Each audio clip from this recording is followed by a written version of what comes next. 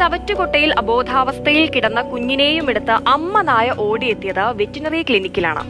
ഒരുപക്ഷെ നായ സഹായത്തിനായി ആദ്യം ഓടിക്കയറിയ കെട്ടിടം വെറ്റിനറി ക്ലിനിക്ക് ആയി എന്നത് മാത്രമേ ഉണ്ടാകുള്ളൂ. എന്നാലും കുഞ്ഞിനെ രക്ഷപ്പെടുത്താനാകുമെന്ന പ്രതീക്ഷയോടെയാണ് ആ അമ്മ ഓടിയെത്തിയത്.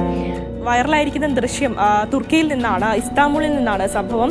അതായത് കോരിച്ചൊരിയുന്ന മഴയാണ്. ആ മഴയത്ത് ഒരു മൃഗാശുപത്രിയിലേക്ക് ഒരു നായ തൻ്റെ കുട്ടിയെ കടിച്ചു പിടിച്ച് ഓടി വരുന്ന ഒരു CCTV വിഷ്വൽ. അതിനകത്ത് ജീവനക്കാരൻ ഈ CCTVയിലൂടെയാണ് കാണുന്നത്. പുറത്തേക്ക് വന്നപ്പോൾ ഈ കുട്ടീനെ ഇവർ പരിശോധിച്ചപ്പോൾ ഹൃദയമിടിപ്പ് വളരെ കുറഞ്ഞ നിലയിലായിരുന്നു. വളരെ അപകടകരമായൊരു നിലയിലാണ് ഈ അമ്മ നായ കുഞ്ഞിനെയും കൊണ്ട് ഓടി വരുന്നത്.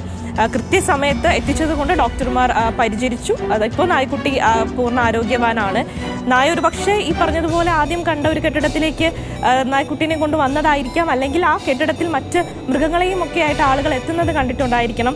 എന്തായാലും അമ്മ നായ കൃത്യമായി ആ കുഞ്ഞിനെ എത്തിക്കേണ്ട സ്ഥലത്ത് തന്നെ എത്തിച്ചു. അതുകൊണ്ട് തന്നെ ഈ കുഞ്ഞും അതോടൊപ്പം മറ്റ് മൃഗസ്നേഹികൾ ആദ്യം ആശുപത്രിയിൽ എത്തിച്ച കുഞ്ഞും സുഖമായി ഇരിക്കുന്നു.